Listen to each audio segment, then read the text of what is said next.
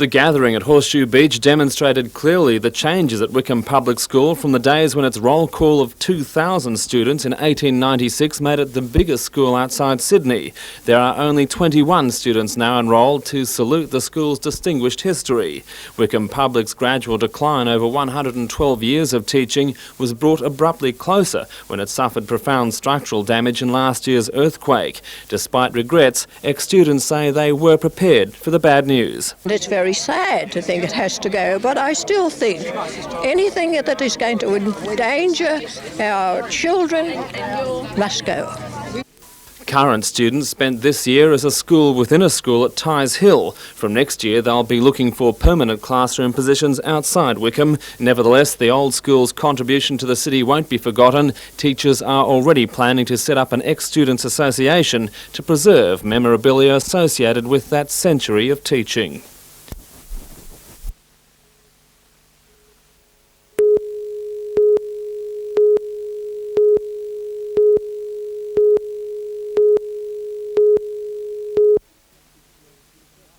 Detectives worked through the night building a picture of the attack. 83-year-old Louisa Williams' body was found by her daughter at midday.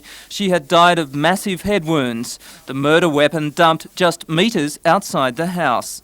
We believe it was a spade and it was found nearby to the house. Detectives arrested a 27-year-old Freeman's Waterhole man, Brett Stephen Short, in Toronto at 11:30 last night.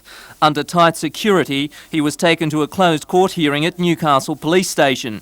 He was refused bail and remanded in custody to appear in Newcastle local court on Monday. Meanwhile, detectives say they've made little headway to find the killer of George Woodcock, the 65-year-old Western pensioner whose brutalised body was found in his home on Thursday. He was last seen leaving the Curry Workers Club on Tuesday night. Police have renewed calls for any help from the public. Well, we're following up every lead we have, yes. Detectives now wish to talk to a man who allegedly attacked a Mulbring man 8 days ago with a mattock. The assault resulted in only superficial wounds, but in his haste to escape, the attacker left behind an unusual clue. This Bull Terrier Cross cattle dog was left tied up on the front fence. Curry police want anybody who may recognise the dog to call them. Peter Ryan, NBN News.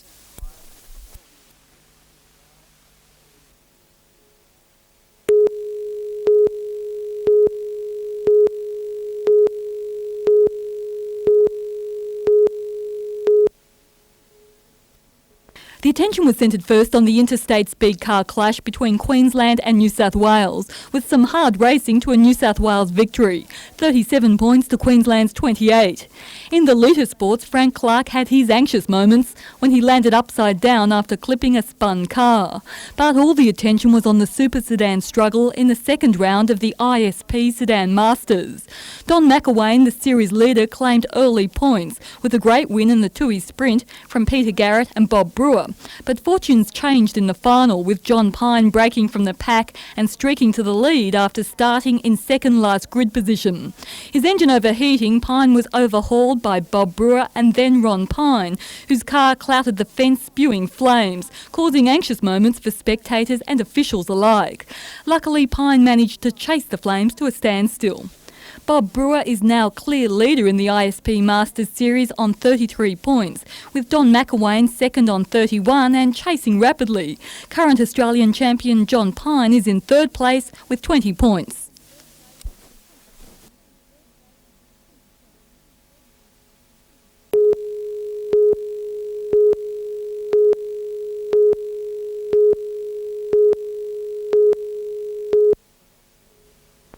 It's not often that an incumbent mayor is forced to defend their party endorsement as mayoral candidate.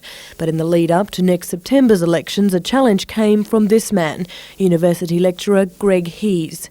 He's mounted a strong campaign, but according to the Lord Mayor, that only made his victory at yesterday's pre-selection sweeter.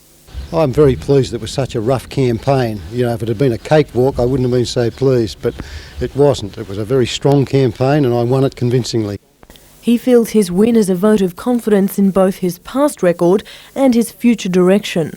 A vindication of what we've been doing, and the team's there doing things for the city, and we'll carry on doing things for the city. it's quite clear that we've made very substantial progress, keeping in mind that we have had an earthquake. We've had a major urban disaster. It was a tighter battle for ALP pre-selection in Lake Macquarie. Doug Carley narrowly defeated John Jenkins. The final tally, 93 votes to 91.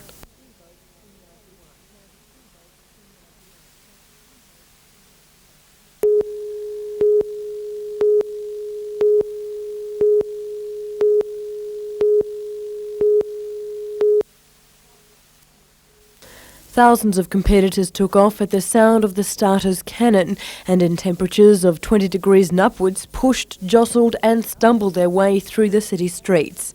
But out of the sea of competitors came Waki Huri, a silver medalist at the Seoul Olympics, running a time of 2 hours, 12 minutes and 39 seconds. Mexico's Salvador Garcia finished second, and Steve Brace of Great Britain was third.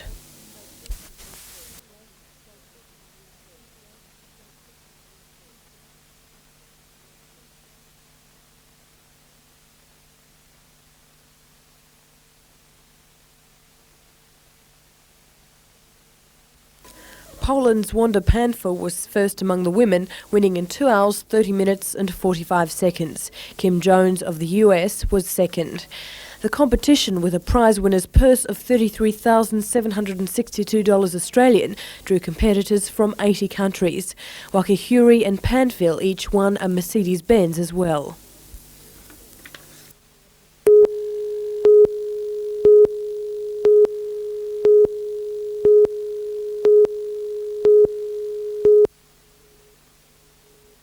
The Western Suburbs Leagues Club is gearing up for its biggest ever night. Minister responsible for the club industry, Ian Causley, will tonight officially open a new-look Wests complex General Manager Bob Ferris says is without equal in this region. What we've tried to build here is a 5-star modern casino, and we've produced that. That's accommodation, food, poker machines, gambling, games rooms and all the facilities for families as well. The club spent some $16 million building the 57-room Executive Inn and refurbishing its existing facilities. All that remains now is to see how well spent that money was. It looks like being an excellent investment. We're well above budget. In fact, we're sitting back and laughing at the figures we're producing so far. It's been very, very well accepted by the public at large, particularly our own members. The club employs 256 permanent and casual staff and has an annual payroll of around $5 million.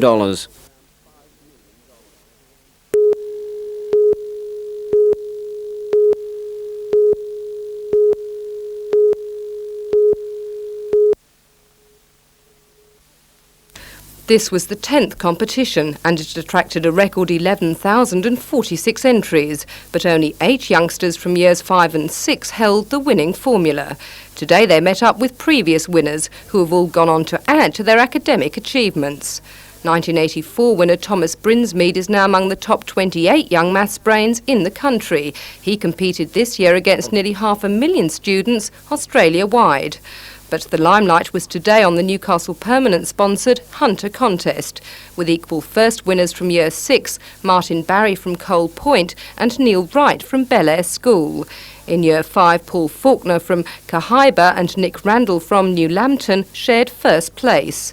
Although girls fared well in the top 100 places, it was left up to runner-up Lisa Gottlieb from Nelson Bay to be the sole female prize winner.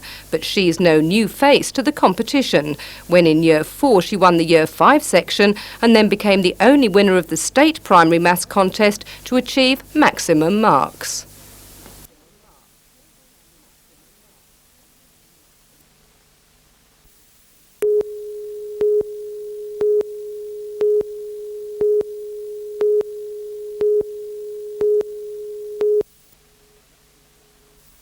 The nation's economic woes have been making headlines for months, but while other areas have perished, Newcastle's real estate market has apparently prospered. At the end of June 1990, Sydney and some country areas had dropped by as much as 15 or 8 to 15%, whereas Newcastle at the end of that period showed an 8.8% increase. So we're doing very, very well at the moment. The Real Estate Institute of Australia says the figures indicate a healthy level of economic activity in the area. Ironically, it seems the Newcastle earthquake has provided a badly needed injection of capital. Retailer feedback to the Newcastle Chamber of Commerce indicates there's still plenty of money changing hands in local shops. There is a recession and it's going to take some time to get over that, but I think Newcastle is coping better with the recession than other parts of the country are at the present time. That's very pleasing.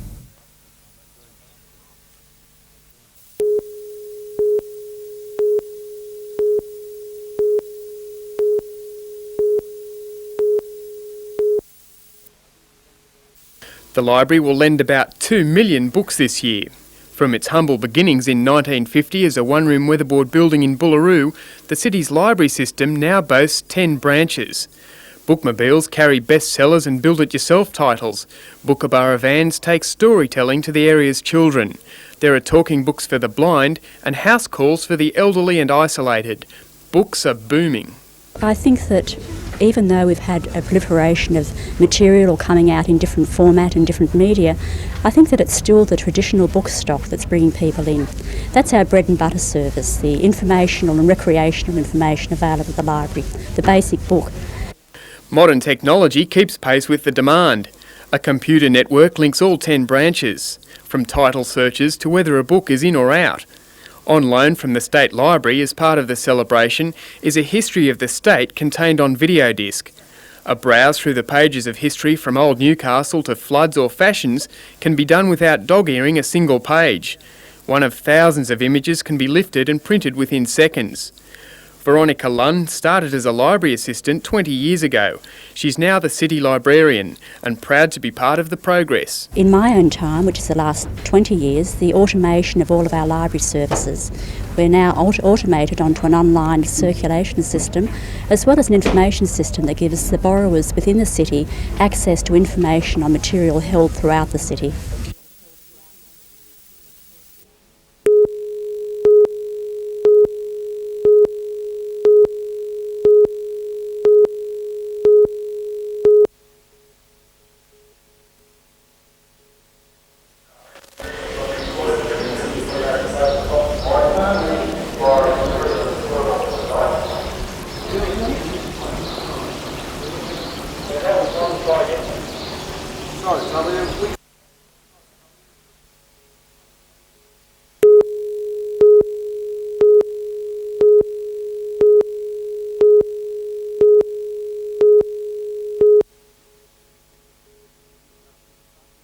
Newcastle's buses weren't going anywhere as the area's 340 drivers stopped work for 24 hours from early this morning. About a third of those drivers met at Hamilton to discuss what they call childlike treatment over shift rest breaks.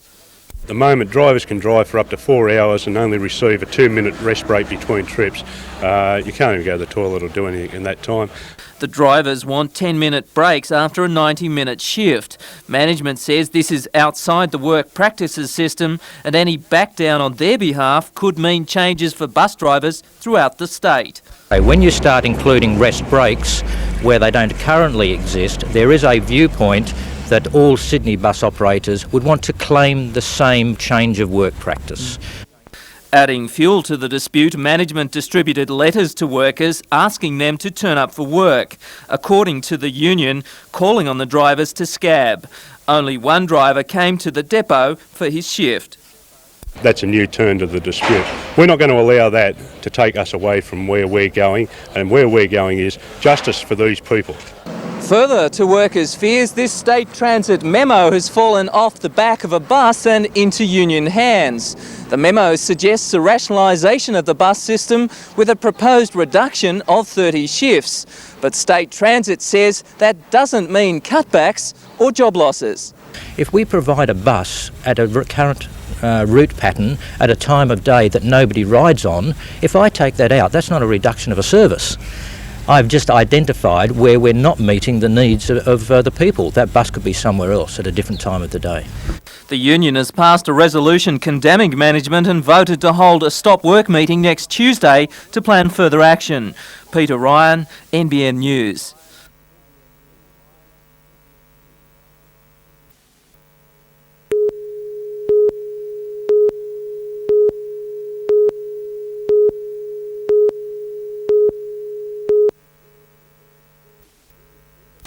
If you didn't see them, you may have heard them.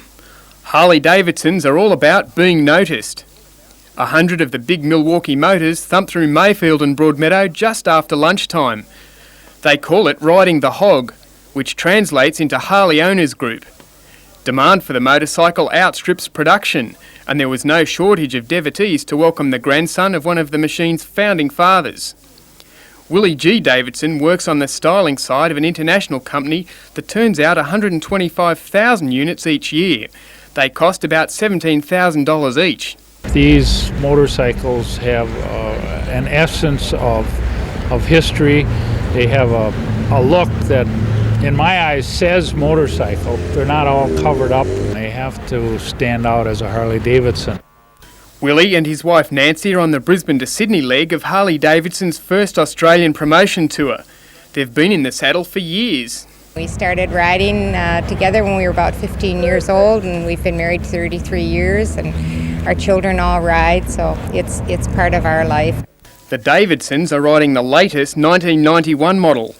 1340cc motor, bucket seats, intercom, CB and stereo. It's a far cry from this 1926 Harley-Davidson. They were built for war service back then and only had one colour, drab green. Nancy is enjoying the trip. The sounds and the smells and the sights are breathtaking. The pair rode from Port Macquarie today. Willie kept an eye out for potholes. Yeah, your roads, I guess to be polite, are pretty challenging.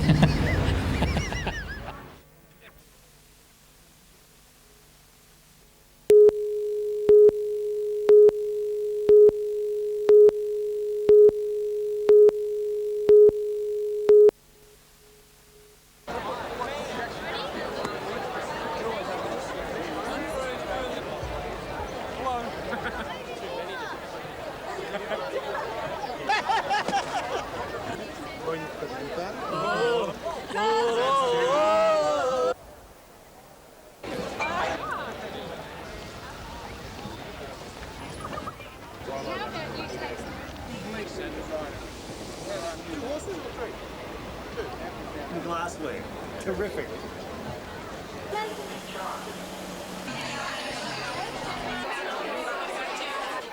$50 and what?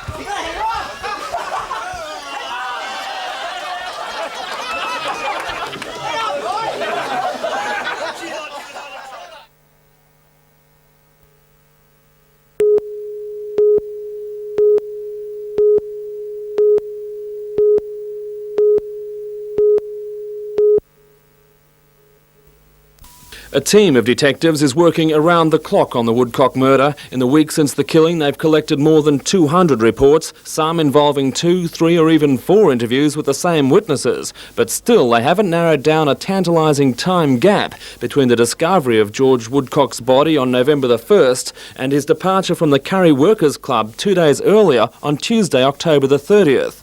Witnesses have verified those early sightings. A bar manager reports seeing George drinking with a friend at this table in the Workers Club lounge bar on Tuesday afternoon. At about 4 o'clock, George finished his last beer and apparently made moves to go home. George was wearing slacks and a blue check flannel shirt on the day. He was also carrying a plastic bag which may have contained a few books or grocery items. When George walked out of the club doors, he virtually vanished. Police have no confirmed sightings from that point, and yet they're sure he must have been seen by dozens of passers-by. It's around about 4:30 or 5 o'clock in the afternoon, and with daylight saving, I believe there would have been quite a few people in the area.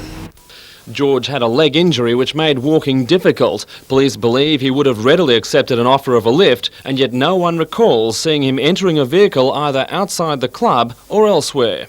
I think with him drinking at Curry and living at Western, he would have got a lift home rather than walk all that way.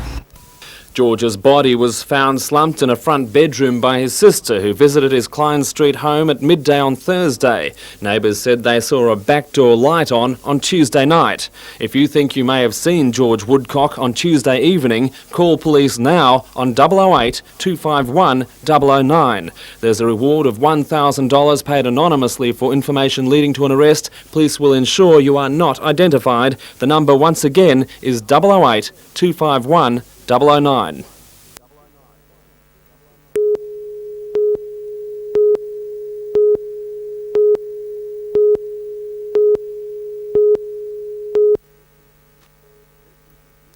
This is a new face of education in the Hunter Valley. 190 students from kindergarten to year 11 began their studies at the Hunter Valley Grammar School at the beginning of the year. For the older students, it's a $5,000 a year pursuit of education with an emphasis on discipline and excellence. We do believe that it is providing a style of education that is not available in the public system, and that people, by supporting it the way they have, obviously think that is the same also. The school was officially opened by the Governor, Rear Admiral Peter Sinclair. Since the foundation stone was laid 14 months ago, $1.8 million has been spent converting the 10-hectare site from countryside to classrooms. Another $1.5 million is marked for extensions, with student numbers increasing by 75% next year. Just 1 year into service, and teachers report a 1-year waiting list for student applications.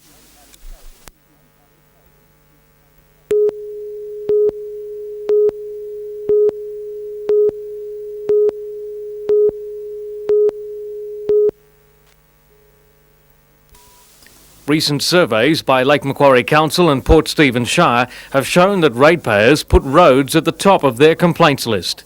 Expectations that the local road network be maintained are clearly not being met. That's been borne out by the NBN Newsline survey, which in the past 24 hours has been inundated with calls. In a surprise result, one road topped the poll, with 1 in 5 callers voicing their anger over its crumbling state. Macquarie Road between Cardiff and Warners Bay prompted more calls than any other specific road. In Lake Macquarie and Port Stephens, callers to the survey identified specific road problems. But when it came to the city of Cessnock, it was a different matter altogether. They put all of the roads in the one basket, condemning the lot, calling them atrocious, appalling, even substandard. In fairness, we found evidence today of roadworks in progress around Cessnock, but just around the corner was another substandard piece of road with potholes big enough to climb into. In Port Stephens, 2 roads bore the brunt of criticism: the main road to Nelson Bay and the Tomago to Williamtown Road. NBN News highlighted the state of that road in August after heavy rains caused more damage. The Nelson Bay Road has been promised state government funding for some years now, but the survey shows Greiner's election promise is wearing thin with Port Stephens ratepayers.